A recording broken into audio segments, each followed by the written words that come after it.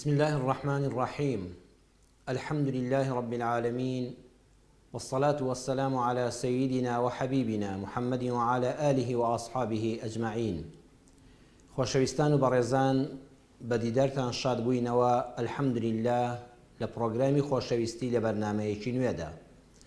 لەبەر زۆری پرسیارەکان و سوپاس بۆ هەموو ئەو بەڕێزانی کە بمتمانەوە پرسیارەکانمان ئاراستە دەکەن.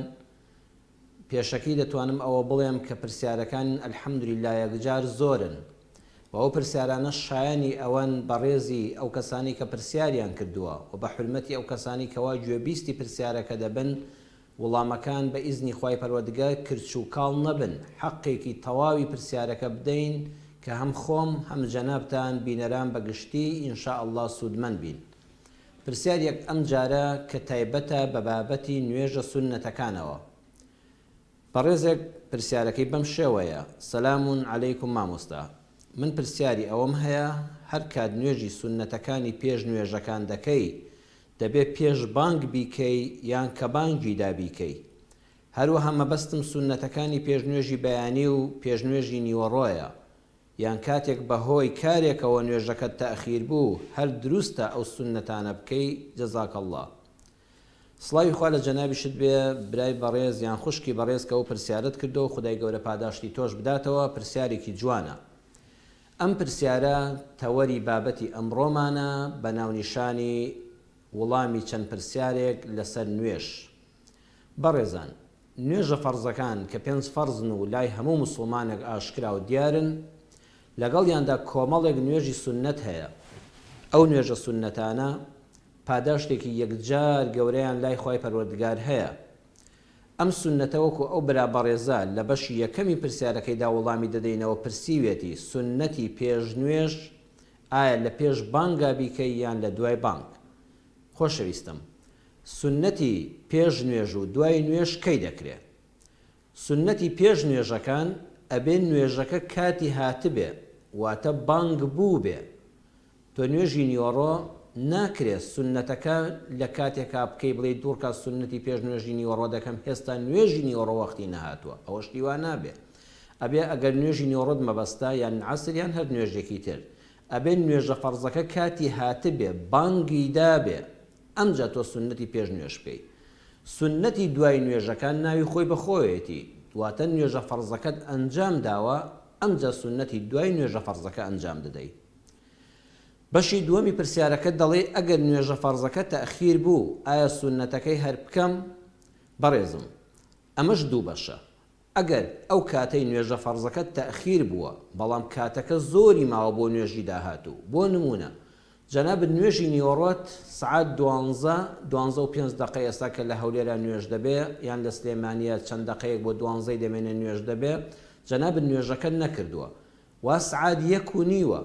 بەڵام کاتێکی هێشتا زۆری ماوە بۆ نوێژی عەسر. ڕاستە نیوەڕۆ تەئخیر بووە بەڵام هێستا عەسر کاتی زۆری ماوە. کاتێک کە ویستە نوێژەکەت بکەی، نوێژی نیوەڕۆ دوای تەئخیر بوونەکە بکەیت، دوورکات سوننەتی پێش نوێژی نیوەڕۆکە بکە، یان جاری وایە 4 کات سوننەتی پێش نوێژی نیوەڕۆ بکە، ئەمجا سوننەتی نوێژی نیوەڕۆکەت بکە، ئەمجا سوننەتی دوای نوێژی نیوەڕۆت بکە، چونکە تۆ کات زۆر لەبەردەستایە. بەڵام بەشی دووەمیان کاتێک کە نوێژی نیوەڕۆت بۆ نمونە تەئخیر کردووە، وا خەریکە نوێژی عەسر بانگ دەدا، هەمووی چەند دقەیەکی کەمی ماوە، تۆ نابێ بێ خەریکی سوننەت بی، چونکە وا بانگی عەسر نزیک بۆتەوە، ئەبێ خێران نوێژە فەرزەکەت بکەی. ئەوە بەو شێوەیە. ئەگەر کاتی کەم مابوو خێران نوێژە فەرزەکەت دەکەی، خۆت بە سوننەتەوە خەریک ناکەی. بەشی سێمیان دەڵێ ئایا گێڕانەوەی نوێژی سوننەت هەیە؟ لە پرسیارەکە تا ئەوە دەخوێنرێتەوە، ئایا گێڕانەوەی نوێژی سوننەت هەیە؟ بەڕێزان، خاڵی یەکەم چوویتە مزگەوت و قامەت دەکرا. جەنابەت بۆ نوێژی عەسر چوویتە مزگەوت تەماشا دەکەی، وا قامەتی نوێژی عەسر دەکرێت. زانایان دەفەرمون کاتێک کە قامەتی نوێژ کرا مەکروهە، ناپەسندە تۆ خۆت بە نوێژی سوننەتەوە خەریکەی، بڵێ بە پەلە با دوورکە سوننەتی دەست نوێژ یان سوننەتی پێش نوێژەکە بکەم. ئەوە مەکروهە، ئەوە ناپەسندە کە قامەت کرا بۆ نوێژ، تۆ یەکسەر واز لە نوێژی سوننەت بێنە و ئامادەی نوێژی جەماعەتەکە بە و بچۆ ناو سەفەکەەوە جێگای خۆت بگرە. بەڵام دڵیش لای نوێژە سوننەتەکەتە چی بکەی؟ مادام قامەتی کردووە، تۆ نوێژە فەرزەکە لەگەڵ ئیماما بکە، بەڵام لە دوای ئەوەی سەلامی نوێژە فەرزەکەت دایەوە تەسبیحاتەکانت کرد ئەمجا بە ئیستراحەت سونەتەکەت قەزا بکەوە بیجەڕەوە. بە بەڵگەی ئەوەی کە لە صحیحی سنەنی ترمیزیدا هاتووە و حەدیثێکی صحیحە خاتو عایشەی دایکمان دەفەرمێ کان النبي صلى الله عليه وسلم إذا لم يصلي الأربع قبل الظهر صلاهن بعدها. پێغەمبەری خوا صلى الله عليه وسلم جار هەبوو فریان نەدەکەوە دوعنی کاتی نوێژی فەرزەکە خەڵک چاوەڕێیان دەکرد ئیمامەتیان بۆ بکە نوێژی چوار کات سنەتی دووەکانی پێش نوێژی نیوەڕۆی نەدەکرد نوێژە فەرزەکەی دەکرد دوای ئەوە دوورکان نوێژی سنەتی پێش نوێژی نیوەڕۆ دوورکات سنەتی پێش نوێژی نیوەڕۆواتە چوارەکەی دەکرد کەی سنەتەکانی پێشەوەی دەکرد لە دوای نوێژە فەرزەکە چونکە پێشتر فریان نەکەوتبوو کەواتە کەسێ نوێژی فەرزی لە مزگەوتە لەگەڵ ئیمامە لەبەر قامەتەکە بۆ نەکرا دوای نوێژە فەرزەکە سنەتەکەت بکەوە و هیچ کێشەی نییە. دووەمیان سنەتی پاش و پێشی فەرزەکان چۆن کۆمەڵی نوێژی سنەتمان هەیە بەڕێزان بۆ ئاگاداری جەنابتان سنەتی پێش نوێژی فەرز سنەتی دوای نوێژی فەرز نوێژی چێشتەنگاو نوێژی تەراویح نوێژی شەو نوێژ نوێژی ویتر ئەمانە کە لە بیرت چوو جەنابەت شەو لە ماڵێک بووی نوێژی عیشات کردووە بەڵام ویترەکانت نەکردووە شەوێک لە بیرت چوو خەبەرت نەبووانێت شەو نوێژەکانت فەوتە نوێژی چێشتەنگاو لە ماڵ چوویتە دەرەوە پەلەت بوو وەڵا بەبیرت دێتەوە نوێژی عەسرە وەڵا ئەمڕۆ نوێژی چێشتەنگاوم نەکردووە چی بکە بیکەوە من نام عن الوتر أو نسيه فليصلي إذا ذكره لسنن أبي داود هاتو پیغمبر صلى الله عليه وسلم دفرمي هر کەسێک نوێژی ویتری شەوی نەکرد یان لە بیری چوو خەوت ماندوو بوو نوێژ عیشاکە کرد و خەوی لێکەوت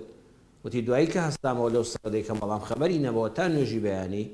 یان لە بیری چوو لە ڕۆژە بە بیری هاتەوە کە شەو ویتری نەکردو پێغەمبەر صلی الله عليه وسلم دەفەرمێ کەی بە بیری هاتەوە با یەکسەر نوێژی ویترەکەی بکە. ولا حديث يجترى فمن نام عن صلاة فليصليها إذا استيقظ هر كسي بو هر نويجك كخوت كبخبر بو يكسر نويجك يبكى ومن نسي صلاة فليصلي إذا ذكر هر وها كسي كلبيري چو نويجك كردوا جام نويجة فرض بي جاريواتو لبيري چو نويجي عصر ببير ديتا نزيق نويجي عشاء والله أمر نويجي عصر من بعصارها نكد ماڵە بەعبانی دەیجەڕمەوە لە کاتی نوێژی عەسرە هەر یەکسەر کە بەبیرت کەوتەوە واجبە بچی نوێژەکەت بکەیت وەگەر نوێژێکی سنەت لەبیر چوو بوو وەتزانی سنەتی دوای نوێژی نیوەڕۆت کردووە کەچی بەبیرت دێتە وەڵڵا لەگەڵ فڵان کەسات چاک و چۆنیم کرد و نەمکرد دواتر بیکەوە کە بەبیرت هاتەوە یەکسەر بیکە. سێم بە ئیشێکەوە مەشغوڵ بووی نوێژە سنەتەکەت فەوتا لە دوایدا ئەنجامی بدەوە با نوێژەکەش کاتەکەی تێپەڕی بێت. أم سلمة داك إيمان داران خزاني پیغمبر صلى الله عليه وسلم دفرمي صلى رسول الله صلى الله عليه وسلم ركعتين بعد صلاة العصر پیغمبر خوا صلى الله عليه وسلم دوای نوێژی عصر دوور کاتی کرد فسألته منیش بەسەر سڵمانەوە لێم پرسی ئەمە چی بوو دوور کات سنەتی دوای نوێژی عصر هەیە فقال أتاني ناس فشغلوني عن الركعتين بعد الظهر فهما هاتان فأم سلمة خزانم ئەم دوور کاتێکی ئێستا لە دوای نوێژی عەسرەوە کردم بەهۆی ئەوە بوو کۆمەڵە خەڵکێک هاتن بۆ لام دیارە تازە موسڵمان بوون پرسیاری زۆریان هەبووە لە دەرەوەی مەدینە هاتوون میوان بوون ئەوانە مەشغوڵیان کردم سنەتەکەی پێش ئەو سنەتەکەیان پێترک کردم بعد العەسری لە دوای نوێژی عەسر کرد فەرمووی دوور کات سنەتی دوای نوێژی نیوەڕۆم نەکردبوو دوور کات سنەتی دوای نوێژی نیوەڕۆ مەجالیان نەدام پرسیاری زۆریان هەبوو مەشغوڵیان کردم دوور کات سنەتی دوای نوێژی نیوەڕۆم نەکرد دوای نوێژی عەسر بەسەراهات ئێستا دەرفەتم بۆ ڕەخساوە دوای نوێژی عەسر دوور کات سنەتەکەی پێش نوێژی نیوەڕۆی ئەو کاتە قەزا کردەوە ئەو کاتە کردەوە هەر لە جیاتی دەکەوێت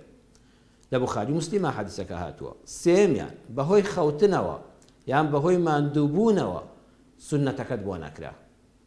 بەڵام بەڕێزان ئەم بەهۆی خەوتن و ماندووبوونەوە ئەبێ بەهۆی خوێندنەوە تۆ ماندوو بووبی بەهۆی کاسبیە و ماندوو بووبی نەک شەوگارت بە دیار تەلەڤیزۆنەوە کرد بێتەوە نەک بە دیار فەیسبوک و ئەڵقەوە دانیشتبی و وەختێکت بە بەلاش سەرف کرد بێ وەڵا نوێژەکەم فەوتە وەڵا نوێژی سنەتەکەم فەوتا وەڵا شەو نوێژەکەم فەوتا نوێژی بەیانیەکەم بۆ نەکراوە هەر دانیشتنەکەت بۆ خۆی ناشەرعی بووە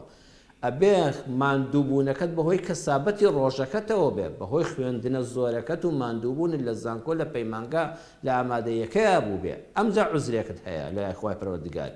بابچینە خزمەت پێغەمبەر صلی الله عليه وسلم ئەم فەرمودەیە لە بوخاریدا هاتووە لە موسلیمە هاتووە لە چەند ڕیوایەتێکەدا هاتووە بە کۆی فەرمودەکە بەم شێوەیە کە عەرزی جەنابتانی دەکەم پێغەمبەر صلی الله عليه وسلم لە سەفەرێک دەگەڕایەوە لە شوێنێک گەڕایەوە کۆمەڵە هاوڵی زۆر لە خزمەتیا بوون زۆر ماندوو بوون گەرمایە هاوینە تینوێتیە سەفەری دوور و درێژی ڕێگا جا ئینسان عادەتی وایە هەمومان وین کە ڕێگایەکی دوور و درێژت بڕی ئێوارە فێنکایی ئێوارە هات لە شوێنێکە شەو بوو دوای نوێژ عیشا لایەندا وتیان ئیسراحەتێک بکەین پێغەمبەر صلی الله عليه وسلم فەرمووی چ کەسێک هەیە بەیانی بۆ نوێژ خەبەرمان کاتەوە چونکە ئێمە هەمومان شەکەت و ماندووین بیلالی حەبەشی وتی فەرمووی من ئامادەم ئەم شەو هەم ئێشکتان لێ دەگرم وەکو پاسەوانی ئەم کۆمەڵە موسڵمان و لەشکرا هەمیش بۆ نوێژی بەیانی خەبەرتان دەکەمەوە هەموو بە ئیسراحەت لێ خەوتن و خەوێکی زۆر بە ئیسراحەت و خۆش جا خەوی دوای ماندوو بوون بەڕاستی چێژی لێوە دەگری بیلالیش سەرەتا دەستی کرد بە نوێشکردن قورئان خوێندن دوای وتی وەڵڵاهی منیش هەر ماندووم ئەڵێ وشترەکەی ئیخیدا دابوو لەلای وشترەکەی و پشتی پێوە داوتی بە ئاگا دەبم هەر بە حاڵ منیش تۆزە چاو دەخەمە سەر یەک بەڵام بە ئاگاییەوە دادەنیشم بۆی خەوم لێ نەکەوە نزیک بەیانی دەبێتەوە والله کاتێککە خەبەریان دەبێتەوە فەستەیقەظوا بحەڕ الشەمس واتە خۆر بەرز بووبەوە تینی گەرما سعات 8:09 بە قووەت بوو لەبەر تینی گەرماکە پێغەمبەر و سەحابە خەبەریان بووەوە یەک هەستان کورەگۆش بە ناوەڕاستی ئاسمانەوەیە کاتی نوێژ چێشتنگاوە ئێستا ئێمە ئەی نوێژی بەیانی جا سەحابە زۆر بەڕاستی کەسێ نوێژێکی لە کاتی خۆیان فەوتا بێ زۆر بەلایەنەوە قورس بووە دەفەرمێ خەڵکەکەی یەک هەستان و پێغەمبەری خوار صلی الله عليه وسلم خەبەر بووەوە ڕۆژ زۆر بەرزە بە گەرمی ڕۆژەکە خەبەریان بۆتەوە یەک سەیری بیلالیان دەکرد ئای بیلال چیت پێکردین تۆ بۆی کەوتت بخەون و خەمتان نەبێ دەفەرمێ پێغەمبەر صلی الله عليه وسلم فەرمووی ئەی بیلال هەموو خەڵکەکە سەیریان دەکرد ئیضطەرەبوو شڵەژابوون دەنگەدەنگ غەڵبەغەڵک دەستی پێکرد کاکە تۆ کە دەزانی دەخەوی ئیتر بۆچی وا لە ئێمە کرد وتای من حرەسیاتم پێ ناگیرێ من خەبەرتان ناکەمەوە بایەکێشکەم لەگەڵا بێ ئیتر کە دەستیان کرد پێغەمبەر صلی الله عليه وسلم زانی وا غەڵبەغەڵ و دەنگەدەنگێک لە شوێنێکا دروست بووە فەرمووی بڕۆن بەڵام بانگی بیلالی کرد فەرمووی بیلال ماذا صنعت بنا يا بلال أي بلال چیت پێکردی ئەو ژووتی ئەی پێغەمبەری خوا أخذ بنفسي الذي أخذ بنفسك کاکە منیش وەکو ئێوەوەم ئەی پێغەمبەری خوا صلی الله عليه وسلم تۆ بەهۆی چیەوە خەبەرت نەبووە فەرمووی وەڵڵا بەهۆی شەکەتی و ماندووبوون و خەوەکەمان زۆر خۆش بوو فەرمووی دەی بەخوا منیش هەر وەک تۆ بووم منیش وەکو تۆ و جەنابت و ئەو سەحابانە ڕێگای دوورم بڕی بوو گەرمان بینی بوو تینوێتیم چێشت بوو شەو وەڵڵا ویستم هەر وتم بە حاڵ چاو گەرم و ناخەوە کە خەبەرم بۆ منیش لەگەڵ ئێوەدا بە گەرمای ڕۆژەکە خەبەرم بۆوە پێغەمبەر صلی الله عليه وسلم فەرمووی سەدەقتە بەخوا ڕاست دەکەی وەڵڵای برام ڕاستە تۆش هەر وەکو ئێمە مرۆڤی تۆش حەقی خۆتە بەڵام پێغەمبەر صلی الله عليه وسلم فەرمووی ئیرتەحلوا لێرە خێرا دەی شتەکانتان بان کرد بیخەنە سەر پشتی وڵاخەکانتان دوورکەونەوە لێرە واتە خەڵکەکەی مەشغوڵ کرد دوورکەوتنەوە لەوێ ماوەیەک ڕۆیشتن فەرمووی دەی ئینجا لێرە بیخەن وا لە کیلۆمەتر 2 کیلۆمەتر ڕۆیشتون فەرمووی لێرە وڵاخەکانتان یەخ بدەن خوشتەکانتان ئەسپەکانتان بیان خەن بارەکانتان داگرن فەرمووی فەئەذن بیلال هەستە بانگێک بڵێ بیلال بانگی دا ئەوە تر وال سعات 9 بانگی بێ بۆ نوێژی بەیانی بڵێ بانگی دا وتەوەضەوا هەموو دەست نوێژیان هەڵگرت وصلوا ركعتي الفجر فەرمووی دوور کات سنەتی پێش نوێژی بەیانی بکەن ثم أقام بلال الصلاة بلال قامەتی بۆ نوێژی بەیانی کرد فصلى بهم النبي صلى الله عليه وسلم صلاة الصبح پێغەمبەری خوا صلی الله عليه وسلم نوێژی بەیانی بە جەماعەت بۆ کردن بەڕێزان ئەمەی کە باسم کرد حەوت دانە دەرز لەم فەرموودەیە وەردەگیرێ یەکەم کە ئیشێکت هەبوو ماندوو بووی و خەوت هات ئەو کاتە ئاگادار بە خەو ئامانی نییە حەدیسەکە پێیوتین نەڵێ وەڵڵاهی لەسەر هەست دەخەوم بەیانی جەنابەت تۆ خوێندکاری ئیمتیحانت هەیە ئەبێ احتیاتیەوە بکەیت لە پێش ئیمتیحانەکە لێ بدوێنی مامۆستا ناتکاتە ژوورەوە جەنابەت بە سەفەری حەج و عومرەت هەیە و فڕۆکە لە کاتی خۆیان لە مەتار هەڵدەستێ پاسەکەت چاوەڕێت دەکات ئیشی دایرەیەکت هەیە و ضرورە لە کاتی خۆیدا لەوێ بێ ئینایشەکە دوو ڕۆژەکەی پێدەچێت لەم کاتانەدا یان ساعتێکی جەرەس ساعتی جەرەس مۆبایلەکەت لە تەنیشتەوە دامانێ دەستێکی پێدەنێ و دوای دڵی هەر 5 دقەیتر ئەو 5 دقە وەختی زانی ساعتێکە لە دوور داینێ بۆ نوێژ دەتەوێت بۆ دایرە دەتەوێت بۆ ئیمتیحان دەتەوێت مۆبایلەکەت بە زۆر دوور بێ یان ساعتی جەرەسەکە لێ دوور بێ بۆی ئیزعاجت کە ناچاربی لە ناو جێگاکە بیتە دەرەوە جاکە هەستای خەوەکەت دەڕوە یان یەکێکی خەوسوک لە ماڵەکەتا دایکت باوکت خوشکت برایەکت ڕاست پێرە بڵێ ئامان زۆر لەسەر هەست بە ئەگە من خەبەرم نەبووە تۆ کەسێکی کەمتر لە من ماندووی خەبەرت دەبێتەوە ئاگاداری خۆت بە کەواتە ئاگادار بن نەڵێ من بە ئاگا دەبمەوە کاتێک کە خەوتی خەو ئامانی نییە کەسێک ئاگادار کە دووەمیان عوزری بەرامبەر قبولکە پێغەمبەر صلی الله علیه و سلم کاتێک کە بیلال وتی ئەی پێغەمبەری خوا بەخوا منیش وەکو ئێوە مرۆڤم منیش ماندوو بووم فەرمووی سەدەقتە وەڵڵا ڕاست دەکەی دەی کاکە خەڵکی ژۆک تۆیە ئەگەر کەسی عوزرێکی هێنایەوە عوزرەکەی قبولکە بێنە شوێن عوزری خەڵق قبولکە سێم کاتێک کە ئاژاوە لە شوێنێکا پەیدا بوو هەر لە ماڵی خۆتا لەگەڵ برادەرێکە ئەو شوێنە بەجێبێڵە عیلات چیە بەجێهێشتن پێغەمبەر صلی الله علیه و سلم فەرمووی ارتەحیلوا هەستن ئێرە بەجێبێڵن خەڵکەکە مەشغوڵ بوو بابەتەکەی لەبیر چۆوە ئەمە فێری کردین ئەگەر لەگەڵ خێزان تا دەنگە دەنگێکت بوو تۆ بڕۆ دەرەوە خێزانت بڕاتە دەرەوە حتا نیو سعاتی تر دەیتەوە بابەتەکە لەبیر دەچێتەوە لەگەڵ مناڵەکان تا خەریب و دەمت تێک بژیرێ هەر بڕبات تا دەرەوە بچین با تا ئەو پارکە بچین تا بازار بچین تا ماڵی فڵان کەس بچین دوای بینەوە قسەی لەسەر دەکەین کە دێنەوە بابەتێکی ترە و شتەکان لەبیر چۆتەوە چوارەمیان کە نوێژی بەیانی خەبەرن نەبەوە مەڵێن نیوەڕۆ دەیکەم ئستا خەڵکی وڵا لەگەڵ نیوەڕۆ دەیگەڕمەوە نا هەر کە یەکسەر خەبەرت بەوە پێغەمبەر صلی الله علیه و سلم نەیفەرموو دەیگێننی نیوەڕۆ هەر کە خەبەرت بەوە دەست بەجێ نوێژەکەت بکە هەر هەستای بیکە پێنجەم دەرز نوێژی فەوتا و بانگی سونەتە بۆ بدرێ وەکو بیلال بانگەکەیدا شەشەمیان سونەتی پێش نوێژیش دەگێڕێتەوە پێغەمبەر صلی الله علیه و سلم نەیفەرموو سەعات نۆیەوە ڕۆژ بە ناوەڕاستی ئاسمانەوە بەس نوێژە فەرزەکە دەکەین سونەتی پێش نوێژی بەیانێکەش بکەوە حوتەمیان نوێژی فەوتاویش دروستە بە جەماعەت بکرێ پێغەمبەر صلی الله علیه و سلم نەیفەرموو هەر کەسە نوێژەکەی بۆ خۆی بکاتە جەماعەتەکە لە کاتی خۆیان فەوتە نوێژەکە فەوتا بێش دروستە بە جەماعەت بیکەین بەڕێزان تەوەری یەکەمی بەرنامەکەمان کاتەکەی کۆتایی پێهات بەڵام چەند دەرسێکی گەورە و گرنگیش لەم بابەتی نوێژی سونەتە بۆ ژیانی ئەمڕۆماندا هەیە کە ئینشاءالله لە دوای ناوبڕ بەئیزنی خوای گەورە تەواوی دەکەین و جەنابیشتان لە دوای ناوبڕەکەەوە بۆ ژمارانەی کە لەسەر شاشەکان بەئیزنی خوای پەروەردگار وەکو هەموو جارێ دەتوانن پەیوەندیمان پێوە بکەن و گفتوگۆ لەسەر بابەتەکان بکەین و پرسیارەکانتان ناڕاستە بکەین بەئیزنی خوای گەورە دێینەوە خزمەتتان. بسم الله الرحمن الرحیم دووبارە سڵاوتان لێبێ بینەرانی زۆر بەڕێز هاتینەوە خزمەتتان و بەئیزنی خوای پەروەردگار چەند دەرس و وانەیەکی تر لە بابەتی گێڕانەوەی نوێژە سونەتەکاندا وەردەگرین کەوتەوەرەکەمان لەسەرەوە بوو ئەو نوێژانەی کە سونەتن جگە لە فەرزەکان ئەگەر لە کاتی خۆیان بۆمان نەکران لە دواترە ئەنجامیان بدەین و لە دەستیان نەدەین و نەهێڵیم فەوتێن جەنابیشتان لە ئێستاوە بەو دوو ژمارەی کە لەسەر شاشەی کەناڵی دیمەن نووسراون بەئیزنی خوای پەروەردگار دەتوانن پەیوەندیمان پێوە بکەن و لە ڕێی تەلەفۆنەکانەوە گفتوگۆی بابەتەکە یان هەر پرسیارێکی تر کە لە زانستی ئێمەدا بێ بەئیزنی خوای گەورەوەندەی خوای پەروەردگار زانستمان پێ بەخشە و دەرفەتمان بدا وڵام دەدەینەوە ئینشاء الله تعالی. بەڕێزان وانەیەکی گرنگ بۆ ژیانمان لەو بابەتەی کە باسمان کرد لەسەر گێڕانەوەی نوێژە سونەتەکان فێر دەبین. مەڵێ ئەم نوێژانە سونەتن مەڵێ خۆ فەرز نین خۆگەر نەیکەم گونەهبار نابم نا مادام بەردەوام بووی لەسەری و پێشتر لەگەڵیانە بەردەوام بووی مەهێڵە ئەگەر جارێک لە دەستت فەوتا هەروە بە ئاسانی تێبپەڕێ ئەم بابەتەی ئەم جارە بۆ ژیانمان بۆ دەرسی ژیانمان پێوتین کاری چاکە بەردەوام بە لەسەری چونکە دڵنیا بە هەر ئەوە تا سار بوویتەوە وردە لە کارەکەدا دەبڕی کاری چاکە بەردەوام بە لەسەری و مەهێڵە کەلێن لە کارەکان تا دروست بێ پەیوەندێکمان لەگەڵەیە با فەرمێ دایکی عەبدوڵڵا فەرموو خوشکی بەڕێزم فەرموو دایکی عەبدوڵڵا. عەلەیکم السەلام وڕەحمەتوڵڵی وبەڕەکاتوه. دایکی عەبدوڵڵا تۆزە تەلەڤیزۆنەکەت کەسکە و لە ڕێی مۆبایلەکەەوە گوێمان لێ بگرە. بەشە مامۆستا زەحمەت نەبی سێ پرسیارم هەیە. پرسیار یەکەمە دایکی عەبدوڵڵا فەرموو خوشکی من. بەڵێ مامۆستا ئەمن برام هەندێک پارە لە کندانا بووم بەڵێ پیاوەکەم پارەکانی خەرج کرد ئێستاش دەرێ نایدەمەوە. بۆچی نایداتەوە؟ دەرێ برێ قەرزارم دەراقت دەدەم.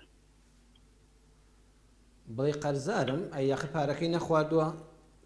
بەڵێ خواردیتی ئەو برایشت بەڵێ ئەو برایشت پارەکەی بە ئەمانەت لای تۆ دانەناوە؟ بە ئەمانەت لە کنەمنی دانا. ئەی تۆ بۆ داد بە مێردەکەی بە مێردەکەت؟ پارەکە لە خۆی زیاد بگوتی بە ئامانەت لە کنتان بی کەی نەویسم بمدەنەوە. بەڵێ جا پیاوەکەت خواردی؟ بەرێ ئێستاش هەڕەشەم لێ دەکا دەرێ ئەگە بری قەرزاری براتم ئەم تەراقت دەدەم. حاڵی نەبووم عەفوم کە دایکی عەبدوڵڵا تەلەڤیزۆنەکەت تۆزە زیاتر کسکەی با دەنگەکەت سافتر بێ. ئەڵێ ئەگە بڵێ قەرزارم ئەگە برەی پارەی براکەم بدەمەوە ئەم پێی برێم دەرە تەراقت دەدەم. ئەی خۆی براکەت بە مێردەکە ناڵە بڵێ پارەکەم بدەنەوە؟ براکەم دەرە با مار لە خوشکم تێک نەچیلە بە من دەرە قەینە لێی گەڕێ. بەسەر چاو قسەیەکی جوانە بەسەر چاوپرسیارەکەی تۆ لەسەر چییە؟ ئەمن بە هەزار قەرزەکەی پام دەدەمەوە نالم قەرزەکەی بڕوا. ئەخ بە چی دەیدەیتەوە؟ ئەمن مامۆستا پیاوەکەم مەسرەفم ناکە. بەڵێ مەسرەفم ناکە ئەو برایەم پارەم دەداتێ داک و خوشکەکانم پارەم دەدەنێ. ئەمن دەتانم لەو پارەی ئەوان دەدەنە من قەرزەکەی پێ بدەمەوە. بەڵێ بەس ئایا ئەو پیاوەم خوا گەورە ئەو حەقی لێ ناسینتەوە؟ بەسەر چاو قسەی لەسەر دەکەین. بەڵێ مامۆستا پرسیاری دووەمم خوشکەکەمەیە دوو منداری هێتینی هەیە. بەڵێ خێر و زەکات شتی هەیە دەمداتێ دەر ئەگە نەداتە منیش دەداتە حالەمی دیکە ئەم گونەحبار نابم لێی وەرگرم. بەڵێ زەکات لە ماڵی هەتیو دەکەی بەڵێ بەسەر چاو قسە لەسەوەش دەکەم. هەبوونە وەسی هەبوونە زەکات شتی هەیە بدە. بەڵێ بەڵێ یاری سێمیش مامۆستا پیاوم زۆر زاڵمە دەرێ نابی داکت و خوشکت بێن جاری وایە لە سێ جارێک داکم بێ دەرێم داکم هاتیە گونەحبار دەبم دەرێ نابی داکت بێ نابی خوشکت بێ. زیەوە دێن بۆ لای تۆ ناتوانانی ئاشکرەیەکی بڵی لێرە بوون. مامۆستا ساری جارە چیش نابی ئەمن ئەوان ببینم دەرێ نابی بێن ناشت بم. بەڵێ هاوسەرەکەم خزمیشە مامۆستا. وەڵڵاهی ئومێدوارم ئینشەڵڵا خوای گەورە هیدایەتیم بەسەر چاو پرسیارەکەت پەیامەکەت مامۆستا یعنی ئەمن لە ناو سێ جارێک داکم دێ هەموو جارێ نارم هاتی ئەگە برێم هاتیە شەڕم لەگەرەکە لێمان دەدا. پرسیارەکە دایکی عەبدوڵڵا گونجا و گەیشتە لای ئێمە پەیامەکەت گەیشت دەستەکانت خۆش بە ئیزنی خوای گەوری گوێبیست بە لە درێژەی بەرنامەدا بە ئیزنی خوای گەورە ڕێنمایەکی خێر دەکەین. خوشکە ئیمان فەرموو پەیوەندێکی ترمان لەگەڵایە. السلام عليكم مامۆستا. عەلەیکم السەلام ورحمەة الله وبەرەکاتوه دادە ئیمان. باسی مامۆستای زۆر بەڕێز. یەخوا هەر بەڕێز بن لای خوای پەروەردگار زۆر سوپاس دەکەم. دەست خۆشی لێ دەکەم مامۆستا خوای گەورە پاداش بداتەوە. لەگەڵ ئێوەی بەڕێزیشە زۆر سوپاس خوشکی من. مامۆستای پرسیارم هەبوو. فەرموو. ئەمن لە نوێژێ بە هەر لە چوار کاتی بە سوورەتی فاتیحە دەخوێنم و لە ڕکوع و سجودیش یەک جار ئەوەی دەکەم سوبحان الله وبحمده سوبحان الله العظیم یەک جار لە هەر چوار کاتیش بە سوورەتی فاتیحە دەخوێنم. تۆ قل هو الله ئینا عەطەینا سوورەتەکانی تر هەر نازانی؟ بەڵێ وەڵڵا هەمووی دەزانم بەس وەڵڵا حەزم لێ ینی ئاها بە کورتی نوێژەکەی بکەم مامۆستا لەوە باشەکە نوێژینەکەی. بەسەر چاو ئینشەڵڵا جوابت دەدەمەوە بەسەر چاو. تۆزە قەلبم گرانە لە نوێژ وشتیوە ئەگە دەرێ نوێژەکەی بکەم باشترە بەو شێوەیە نەک نوێژینەکەم.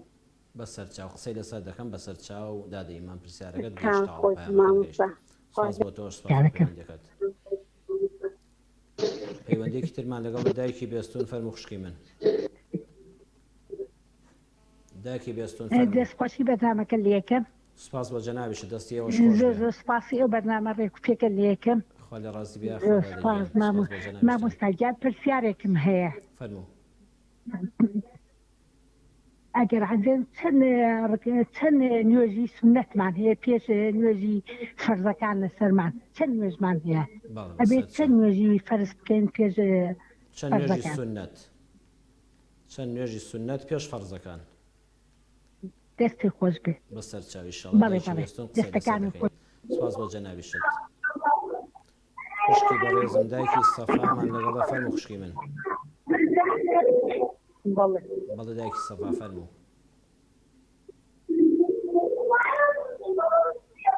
دایکی سەفا فەرموو خوشکی من.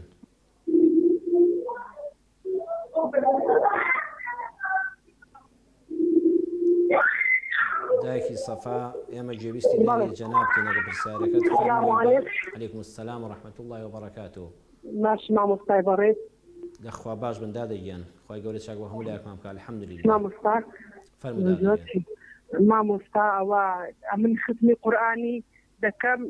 زۆر دەم کرد پێشی ئەوەی هەمی منداڵی ساوە شتم هەبی ئێستا کە مەزانم نیە زۆر ختمی قورئانی بکەم ئایا گوناحبار دەبم بەسەر چاوی شەڵا قسەی لەسەر دەکەین ئەلو بەڵێ گوێم دێتە پرسیارەکەت گەیشت ختمی قورئان زۆر دەکرێت ئێستا بۆی مناڵەکانتەوە و کاروباری بەخێوکردنی مناڵە کەمتر دەرفەتت هەیە ینی ختمەکە ماشەڵڵا عنی زاری وایە بەخوای بە مانگە دوو ختمم دەکرد لە ڕەمەزانە سێ ختمم دەکرد بەس دەبینێ ئێستا بینێکە دەمێکە عنی دەخینم بە زۆر بەردەوامیمە لەسەری ئایا گوناحبار دەبم یان نە بەسەر چاوی شەڵا قسەی لەسەر دەکەین بەسەر چاو دەست خۆش بێ دایک سەفا بەڕێزان عەرزم کردن کاتێک کە پێغەمبەری خوا صلی الله علیه وسلم ڕێبازەکەی بۆ دیاری کردین کاتێک کە سونەتەکان نوێژە سونەتەکانت فەوتان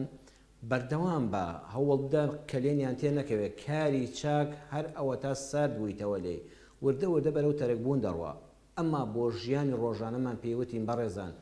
ئەگەر قورئانت دەخوێن ئێستا جەنابەت ئەلحەمدوللا بڕیارت دابێ ئەگەر ڕۆژی یەک لاپەڕە قورئان بخوێنی دە ئایەت بخوێنی ڕۆژێکیان بەهۆی خەوتنەوە بەهۆی ماندووبوونەوە بەهۆی میوانداریەوە بەهۆی سەردان و سەفەرەوە لاپەڕەکەت قورئانەکەت بۆ نەخوێندرا دە ئایەتەکەت بۆ نەخوێندرا ڕۆژی دووەم بەسەریا تێمەپەڕێ ماڵی خۆ فەڕز نییە قەیچێکە نە ڕۆژی دووەمیان لاپەڕەکە لەگەڵ ئەوەی تازەکە بخوێنە یعنی وەکو عقوبەیەک بەسەر خۆ تا بڵێ مادەم دوێنێ فەوتاوە ناهێڵم ئەمڕۆ بەسەر ما تێبپەڕێت چونکە کەواز لێنەڕ جاری چ کەس دەفەوتێتەوە دەو دەکەلێن لە قورئان خوێندنەکە تا دروست دەبێت پەیوەندیەکی ترمان لەگەڵا باوکی محەممەد فەرموو برای بەڕێزم کاک باوکی محەممەد باوکی محەممەد فەرموو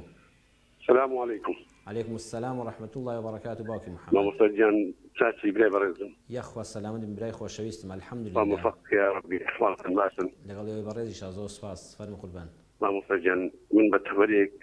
بەشداری لێگە دەکەم ولو پەیوەستنی بە تەوەرەکەی جەنابەت باس سنەتەکانی پێش نوێژ شتوارە سایە قوربان قەیچەکە مامۆستا دیاریدێکی زۆر ناشیرین پەیدا بوون ناو ئێمە بەڵێ بەڵێ گوێم لە قسەکانی جەنابەتە فەرموو دیاریدەی ئەوەی ئێمە خۆمان بە ئومەتی محەممەد المستەفا دەزانین صلی الله عليه وسلم صلی الله عليه وسلم يعني دیاریدەی لە هەر جێگایك سەیر دەکەی خەڵک سەگ وشتووە لە ڕادەگرن يعني شتێکی ئەوەیە شتێکی زۆر ناشرینە لەناو ئومەتی محەممەد المستەفا مەبەست دڵسەگانەیە کە لە ماڵان ڕایدەگرن سەگە بچکۆلەکان بەڵێ سەگی ماڵان و بینەوبەردە کابرا لەناو بازار دەیگەڕێ سەگێکی لەدەستگرتە کوردی خۆمانە ئەهلی هەولێرە بڕۆ تۆ بزنێک مەڕێک لەدەست بگرە خەڵک بە ئینسانێکی بیعقڵ تێ دەکات دواکەوتوت دەزانێت ئێستا نۆکانیانی کابرا ئەهلی تەماشا دەکەی خەڵکی هەولێرە خەڵکی ئومەتی محەممەد المستەفایە حەزم لێ لەسەر ئەو تەوەری تۆزێک بەڕاستی ینی خەڵکانێک زۆر ئیزعاج بووە هەر لەو تانی ژمە شەی شەڵا قسەی لەسەر دەکەین بەڵام ئەم شەیش هەر بە حورمەتی تەلەفۆنەکەی جەنابەت ئیشەڵا لە خولەکەدا ئاماژەی پێ دەکەم دەست خۆش وا شاهدەوە مستەجەن یعنی شتەکە زۆر بێزەلە بووە یعنی ئێستا من ئەوەی ڕۆژێ شەو لەگە منداڵەکانم چوم یعنی حەیف بۆ شارێکی وەکو هەولێر یادی مەولودی پێغەمبەری دەکاتەوە بەڕاستی یەکەم شارە بەڕاستی لە بۆ تەقوای لە بۆ بەخشین لە بۆ هەموو شتێک یعنی ئەو دیاریدە زۆر شارەکەی ناشێ یعنی سەیری دەکەی هەر لە محەلێک دوکانێکی پێی فرۆشتنی شوالدانراوە کابرا تو لە سەدەکریانێ یعنی باشە بوو باوکی محەممەد قسەکانە زۆر جوانە سوپاست دەکەم داوای لێبوردن لێ دەکەم لەبەر پەیوەندی ترمان زۆر لە سەرهێڵەکان دەبن و پرسیارەکان زۆرن داوای لێبوردن لێ دەکەم دەستەکان خۆش بە باوکی محەممەد پەیامەکەت بە کورت و پوختی گەیشتۆ ئینشاءالله جێبیستی وەڵامێکیش دەبێت ببوورە باوکی ڕێباز فەرموو قوربان بەڵێ کاک ڕێباز گیان فەرموو السلام عليكم ورحمة الله وبركاته. وعليكم السلام ورحمة الله وبركاته كاك ريبازي خوشويست. السلام عليكم ورحمة الله وبركاته. عليكم السلام ورحمة الله وبركاته. صلاة خالد جنابش تنبه. والله ما مصيدان نيجي دزنيش ئەتوانیت هەر کاتێک دەستنوێژت کرد نوێژی دەستنوێژ بکەی ئەمە یەک لە پرسیارەکانمە مەبەستە مەسەلەن نیوە ڕۆ ئێوارە ئیشا هەر کاتێ دەستنوێژت کرد ئەتوانی دوو ڕکات نوێژی سونەتی دەستنوێژ بکەی ئەگەر بکرێ ڕوونکردنەوەیکیش لەسەر ئەوە بۆ ئێمە بدەی پێش فەرزەکان مەسەلەن پێنج نوێژەکە پێنج فەرزەکان چەند ڕکات نوێژ هەیە لە دوای فەرزەکانی چەند ڕکات نوێژی سونەت هەیە و نوێژی چاشتەنگایش بە ڕۆژ لە چی کاتێکا بکرێت باشە وە شەو نوێژش مەمنونی جەناب دەبم ڕوونکردنەوە لەسەروانە بدەی خاڵ بە خاڵ چاو ماچەکەم و خوای گەورە جەزای خێرت بداتەوە و سەلام عەلەیکوم وەڕەحمەت الله وبەرەکاتوه. پەیوەندێکی ترمان لەگەڵا دادەپەیمان فەرموو. السلام عليكم. عليكم السلام ورحمة الله وبركاته. خوشکی بەڕێزم. تاکی مامۆستا باسی. الحمد لله خوا لە ڕازی بێ خوا سپاس دەکەم. فەرموو پەیمان خان.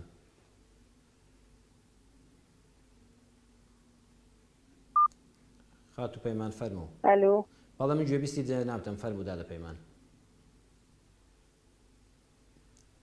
تەلەڤیزۆنەکەت کەس کە پەیمان خامی گوێبیستی جەنگی جەنابتەم فەرموو. مامۆستا زەحمەت نەبێ. من پرسیارێکم هەیە کوڕەکەم 11 ساڵە خەوی دیوتی لەگەڵ دایکما چوونە بۆ حەج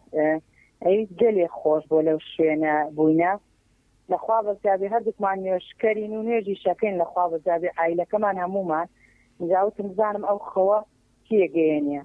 بەسەر چاو ئینشەڵڵا من هەرچەند خەو لێک نادەم بەس بە حورمەتی جەناب ئینشەڵڵا موژدەی خۆشە و ئینشەڵڵا خەبەرێکی خۆش دەبیستی بە ئیزنی خوای گەورە بەسەر چاو. بەڵێ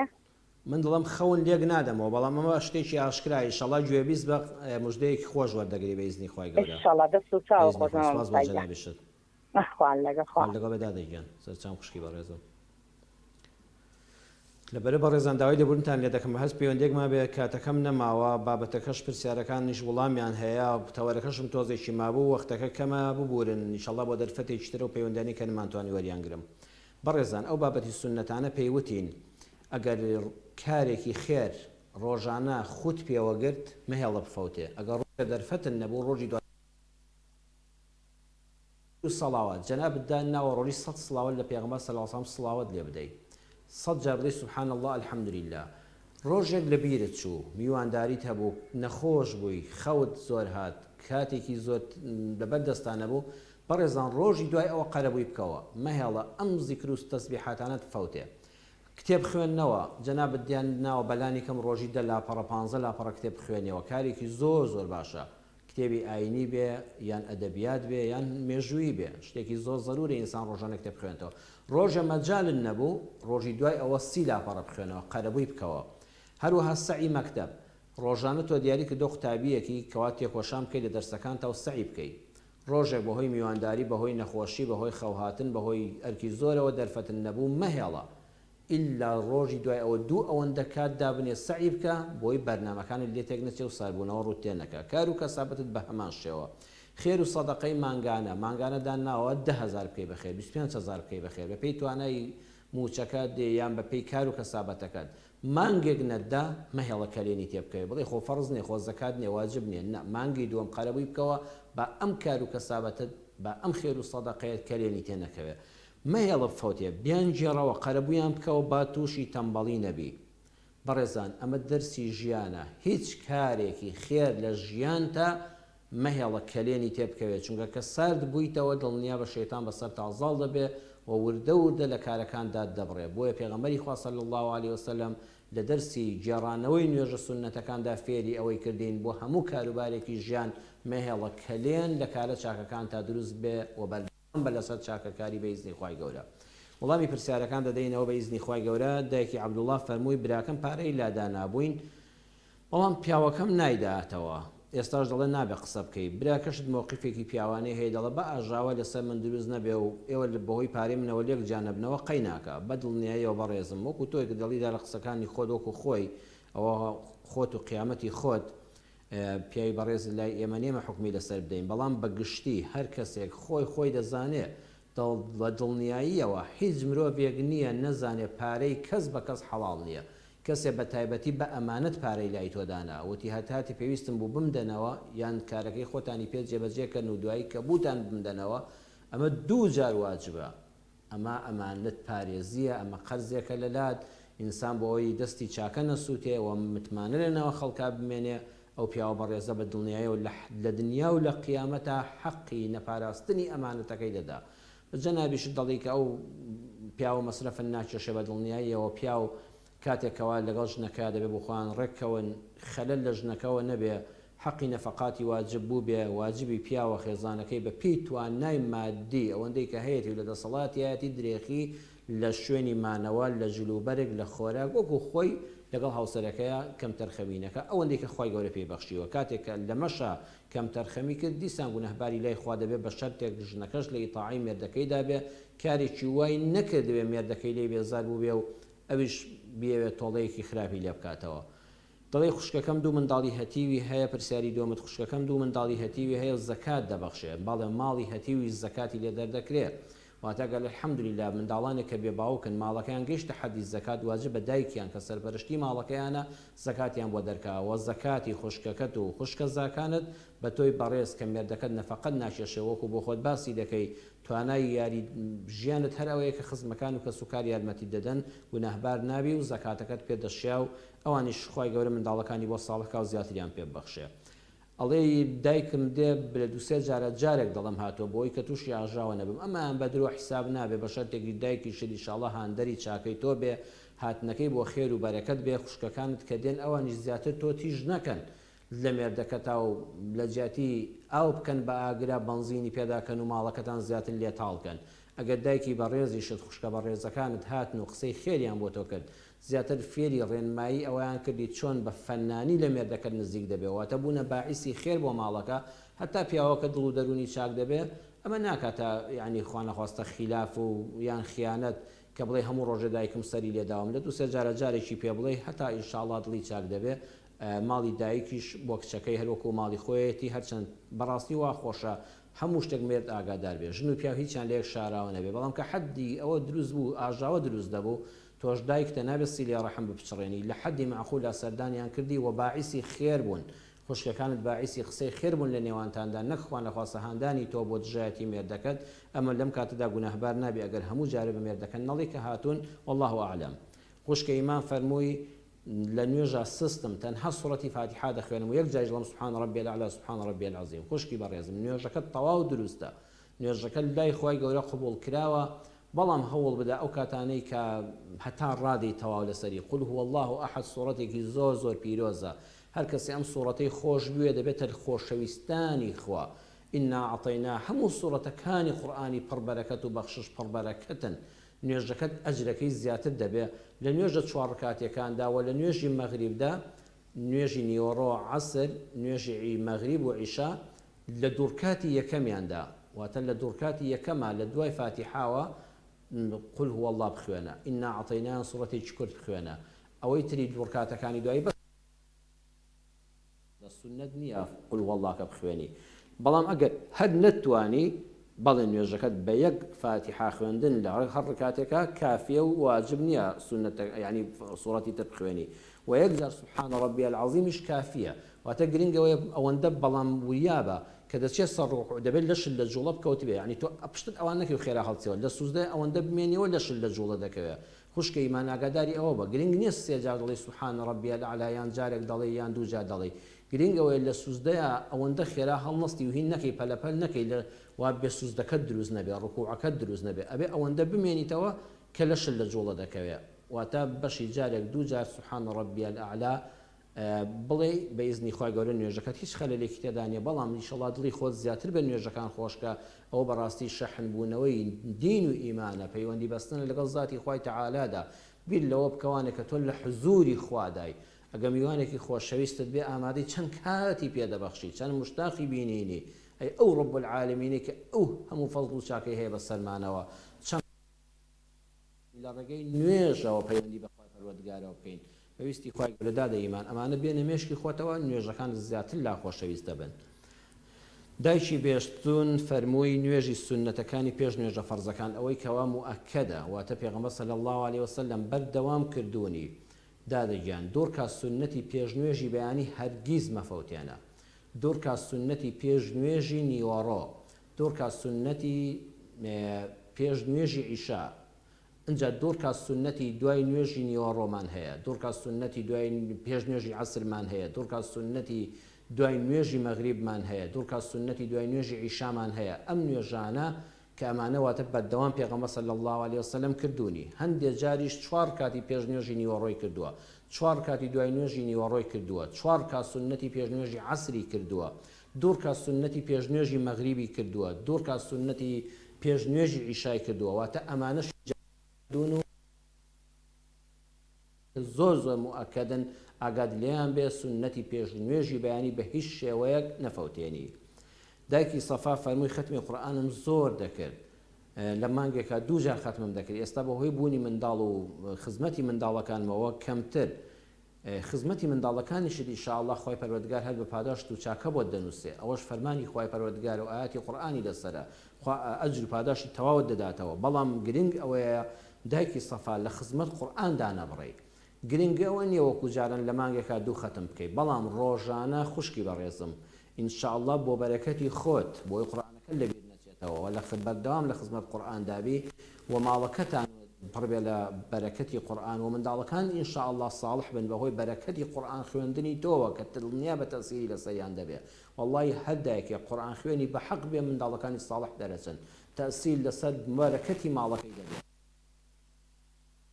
منداڵ پەیدا بوو دایک مەشغوڵێتی گەورەی بۆ پەیدا دەبێت کە ئەوش ئەجرێکی گەورەی لای خوا هەیە بەڵام بەلانی کەمەوە مەهێڵە ڕۆژێک لە تەمەنتا تێپەڕ بێ و لاپەڕەیەکی قورئان نەخوێن ڕواب کە بەدیار قورئانەکە دانی لەسەر مۆبایلەکەت بێ لەسەر موسحەفەکە بێ باشتریش لاپەڕەیەکی قورئان هەر بخوێنیەوە باشە قورئانەکە هەر بخوێنەوە بە ئیزنی خوا لاپەڕەیەکیش بێ باوکی محەممەد فەرمووی سەگی ماڵان بەڕاستی بەڕێزان ئێمە ئێستا من ناڵم وەکو حەڵاڵ و حرام قسەی لەسەر ناکەم بەس لە بارودۆخێکە هەرێمی کوردستانمان خەڵکەکەمان 2-3 مانگ معاشێک وەردەگرێ بەڕاستی خەڵک پێویستی بە قوتە بە جلی منداڵەکانیەتی بە جانتای مەکتەبی منداڵەکانیەتی ئەو هەموو قسەی کاک محەممەد زۆر ڕاستە باوشی محەممەد ئەو هەموو دوکانی مەسرەفی سەگ و پشتەوانە تۆ مرۆڤ گەورەترە بەڕاستی ئەم ئاژەڵانە پێویستە لە ژینگەی خۆیاندا لە دەرەوەی ماڵەکاندا بژین شوێنی تایبەتیان هەبێت نەک لە ناو ماڵەکاندا کە سەرچاوی نەخۆشین هەتا تەنانەگە بشکترێن من لەگەڵەوە نیم حەڵاڵەیان حرامە ئیشی من نییە بەڵام من دەڵێم لە جیاتیەوەی کە لە سەگ مەسرف دەکرێت بەڕاستی لەگەڵ ڕێزمدا مرۆڤەکان ضرورەتی ژیانیان زیاترە بە ئەم دیاردێنەیەتە وڵاتی ئەمەوە کاکە ڕێباز فەرمووی سنەتی دەستنوێژ هەر وەختێ بیکەی بەڵێ هەر وەختێ دەستنوێژت هەڵگر خۆت وشک مەکەوە دوور کا سنەتی دەستنوێژ کە هەر وەختێک بێ باسی نوێژەکانی پێش نوێژی فەرز و دوای نوێژی فەرزمان کرد بێستون هەر وەختێ خۆر هەڵات ڕمێک لەسەر شاغ بەرز بۆەوە واتە تەواو خۆکە هاتە دەرەوە لەسەر شاغ بەرز بۆەوە ئەوە نوێژی چێشت دەکرێت باشترین نوێژی چێشتەنگا ئەوەیە لە دەوری سعات 9دا واتە تەواو دنیا گەرم ببێ عەرزەکە گەرم ببێ کە لە عەرەبستانە پێی وتراوە تەواو خۆڵەکە قاچی وشتری ئازارداوە لە گەرمیدا لەو کاتانەدا سنەت وایە لە دەوری سعات 9دا وەختی نوێژی چێشتەنگاوە بەڕاستی زۆر کاتەکەی ئەیناگەر خۆر بەرز بۆ لەسەر شاغ نوێژی چێشتەنگا دەست پێ دەکات شەو نوێژ دەست پێ دەکات بە سەڵاتی تەهەجود کاکە ڕێباز ئەوەیە سەڵاتی تەهەجود کە شەو نوێژی هەری گەورەیە بخەوی دەوری نیو سعات پێش نوێژی چارەجێک پێش نوێژی بەیانی هەستیەوە ئەنجە بۆی نەخەوە نوێژی بەیانەکەشت بە جەماعەت نەفەوتێ و بچێ مزگەوتیان لە ماڵی لە کاتی خۆیان بیکەی ئەوە باشترین کاتی شەو نوێژە کۆتایی شەو پێش نوێژی بەیانی بەڵام لە دوای نوێژی ئیشاوە ئەتوانی ناوی شەو نوێژی لێبێنی بەڵام سەڵات و تەهەجود شەو نوێژی هەرە گەورە ئەوەیە بخەوی و جارشکە لە دوای خەواستیەوە بۆ شەو نوێژەکەات دادە پەیمان فەرمووی کوڕەکەم 10 ساڵە و خەوی بەوە بینیوە کە چوین بۆ حەج و سەفەرێکی گەشتی خۆش بۆ من معنای خەون لێک نادەمەوە بەڵام بە دڵنیاییەوە ئینشاءڵڵا خەوی ئەو مناڵە پاکە ڕاستە و چوونە حەج مادام ئێوە بۆ ئینسانی خواناس و ئەهلی تاعەت و عیبادەت و نوێژ و بڕوابوون بە حەج و عومرە و شەعائیری ئیسلام ئینشاءڵڵا پەیمان خان دڵت خۆش بێ خوای گەورە تۆ بەربارەگای خوا و نامری حتا حەجەکەی ماڵی خوای ئینشاءڵڵا دەبینی دڵت خۆش بێ دڵت گەش بێ خۆتی بۆ ئامادە کە پارەی بۆ کۆبکەوە ناوی خوای لێبێنە دڵ ئینشاءڵڵا کوڕەکەشت ساڵح دەبێ بە یەکەوە حەجی ماڵی خوای پەروەردگار دەکەن بەڕێزان بەم شێوەیە هاتینە کۆتایی بڕگەکانی پرۆگرامی خۆشەویستی ئەم جارەمان لە خزمەت جەنابتاندا دووبارە داوای لێبوردن لەو بەڕێزانە دەکەین کە پرسیاریان هەبوو پرسیاری زۆریان نردۆ کاتمان نەبوو وەڵامی بدەینەوە ئینشاءڵڵا لەسەر پرسیارەکان دڵنیا بن بەردەوام دەبین ئەگەر جاری پرسیارێکیش بێ پرسیارەکانتان لای ئێمە نافەوتێ و بۆ تەلەفۆنەکانیشتان هەر ئەوەندە کات و دەرفەتمان هەبوو خۆی گەورە پاداشتی هەموو لە یەکتان بداتەوە. سبحان ربك رب العزة عما يصفون وسلام على المرسلين وآخر دعوانا أن الحمد لله رب العالمين. خواي گەورە یار و یاوەری هەموو لە یەکتان بێ و بە خوای گەورەتان دەسپێرم.